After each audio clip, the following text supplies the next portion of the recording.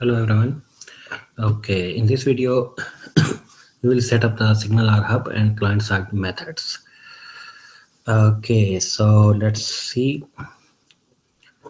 So we will set up our SignalR Hub, define some server-side code, and as well as for the client-side method, we will write some simple JavaScript code. So if you remember, in one of the previous videos, we installed the ASP.NET SignalR package for our MVC application. And also, if I remember, we had this app.map SignalR configuration also set up. So actually, I already have written the hub. So what I did in my web project, I created a hubs folder.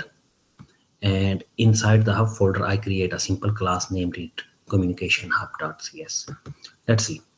So I am creating a static hub context and giving it, passing it the name.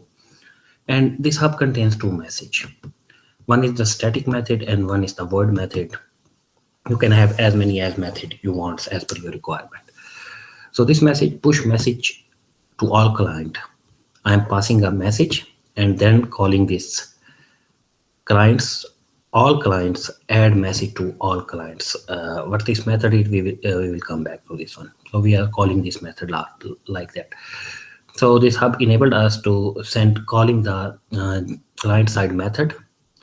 So server side code is calling the client side method, and all mean to every client. So if there are 10 users currently connected to your web application, they all will receive this message. And this is actually for debugging purpose.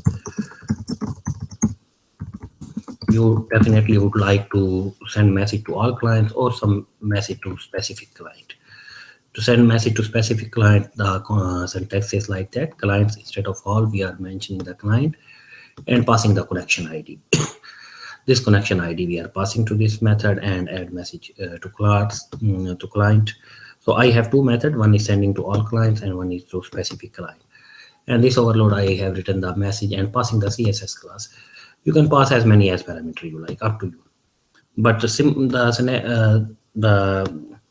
learning here is that we can call client-side JavaScript code from the hub communication class.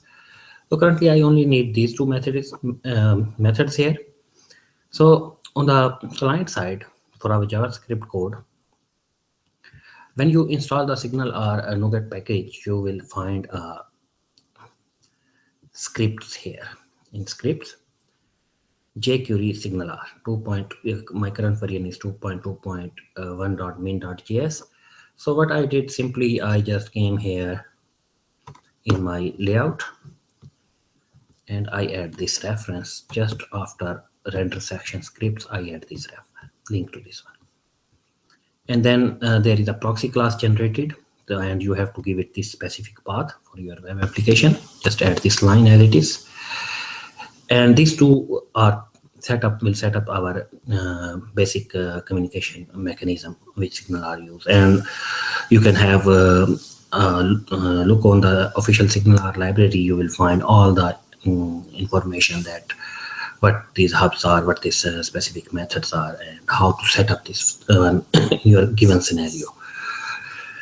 So after that, I create this script block and create a variable a POC web connection, and in document.ready method I am setting up in this way.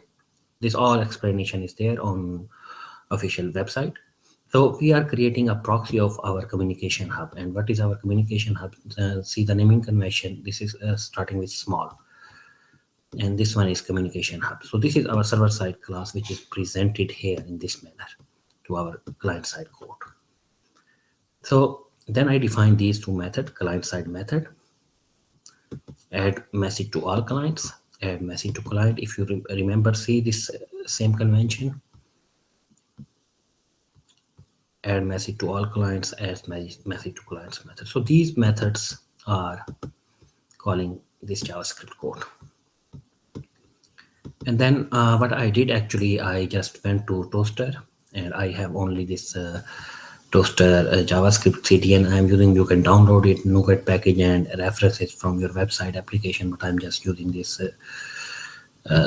CDNJS, and also I have the CSS links. So these two links, and again we will not go into the specific, but if you want you can go to this GitHub project toaster, and all the options are available, that how to install it, how to set up. So I am actually using this way, links toaster CR, and you can write the message like that. We will see this in a moment, and there is some toaster example, so some sort of this kind of JavaScript notifications. So instead you can write your own, you can plug in those if you like, but I just simply wanted to demo this, so this way you can set up some of the options. So this is all our JavaScript code for setting up. So you saw that we are calling this toaster.option position class, so I want to show it on the bottom right corner, and some message. I'm calling the toaster API, simply nothing here. And on the there is one hub cloud connection method start, so I'm writing. So if you see here connection.id, so we have this connection ID available here. So yeah, so this is a global object, so it will be available to me. And now if you remember this, our let me run this one. Let's see where we reach so far.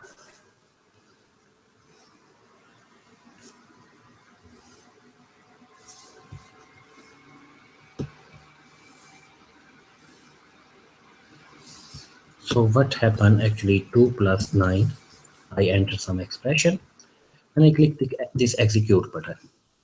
Now let's go to our, so I created a variable user connection ID, and you see this, I'm just collecting the ID value here. This was what we set up in our layout. So I'm just using it, and then in execute command I am passing the code itself, the expression, this one, and then I am also passing the connection ID, a new property. So I made it a change in my JSON view model. You can pass it in any other way if you like, but because this was already being populated with other properties, so what I did, I just created a string connection ID property, and I'm just filling this up. So let me put a breakpoint here. Anyway, this will be populated. And for user ID, actually currently I have not set up the authentication is there, but I don't want to get there. But you will replace this line actually whenever you are ready with http context.current.get user ID or similar kind of built-in functionality available. But for now, just to simulate that I'm passing a user ID. But here the connection ID, actually that would be also enough for me if I am just interested to know that what is the user. Actually connection user, they are representing the same thing. Anyway, just wanted to keep things isolated, and rest is same. And I'm creating a new script command object, and this is sending message to our queue. And actually what I did here, I wanted to show you, same time when I'm sending this message to the queue, why not inform the user? It is not needed actually, but if you like, just also I would like to check that if something is, if my SignalR setup is working as expected. So communication hub, this is our communication hub class. I'm calling this push message to all clients. So definitely this you wouldn't like to see, use, but you could simply replace it dot push message to specific client and send only message to that client. But here, just for debugging purposes, I am using this message. It will be pushed back.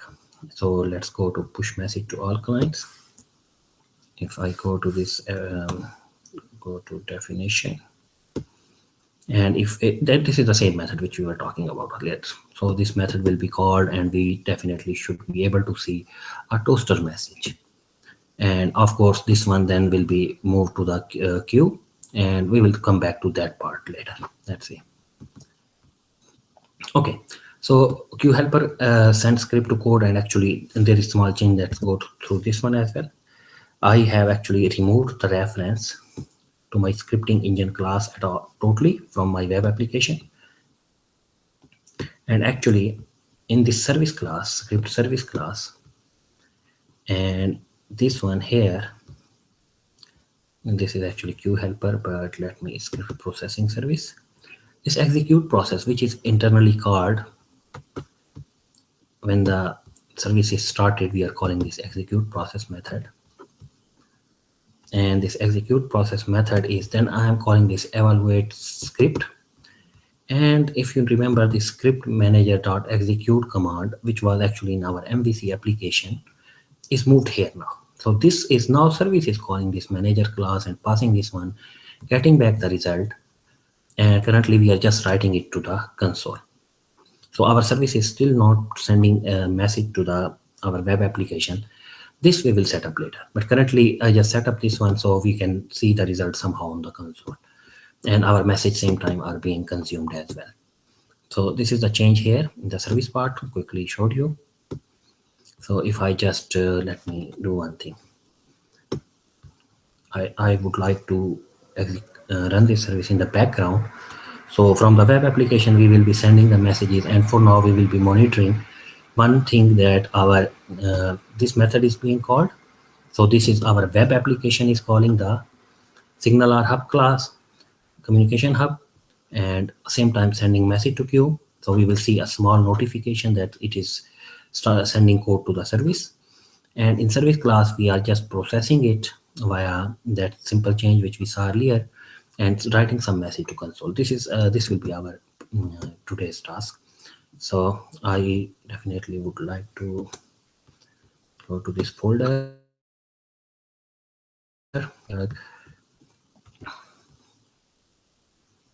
So this is our service. So currently, if you can see here that there is a message, some default messages. Start method is called on the script service. So what it is doing, it is monitoring the queue currently in the background. So I will minimize this one, and let me run my web application. So my service is also, this will be hosted finally, but currently we only wanted to see the result here. Then of course we don't need this console outputs for our service, so this will be hosted as a service later. So let me send 2 plus 99. Execute. So it is passed. If you I see my view model, I have this connection ID. This is a GUID string actually populated. We are just passing it as a property of our script command. Let me call the continue. So if you see this bottom right corner, sending code to service notification class. So we are able to call it our client side method within our web application. Now this message was sent to queue, and we know that our service is currently monitoring continuously that queue. And let's see what we get here, because 2 plus 2, 99 plus 2, 101 output. This is wrong because we are just sending us a fixed value, but in our service what we receive the right value, 101.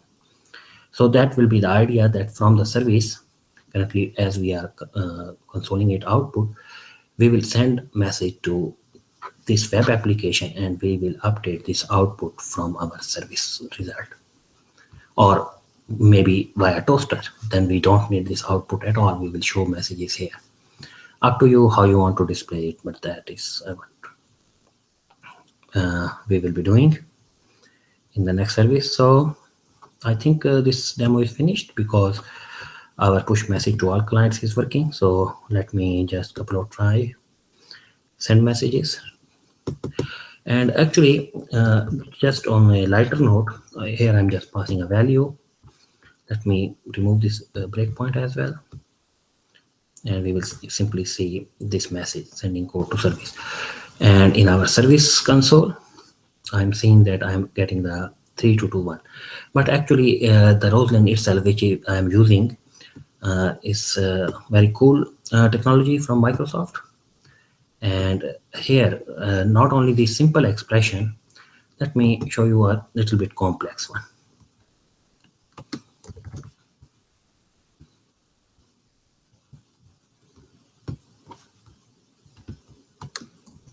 So if you see here that I'm declaring a class XML, and it has only one property name, get set, and this is the class definition. Then I am setting up an object instance of this class and setting up its name property. Here set the value, here set the current. I just setting up something to this name property. Even this is some text, and then I'm using this test is my object dot name. So this is a sort of C# syntax, and it could be as complex as you would like to see it. But this text is being sent as a message to the message queue. Service is running this, getting this message as a text, simply text to it, and then this my script engine class, which is actually using Roseland under the hood, is evaluating this script and generating some result. Anyway, this is not for specific to this our current application which we are building, but just wanted to show you.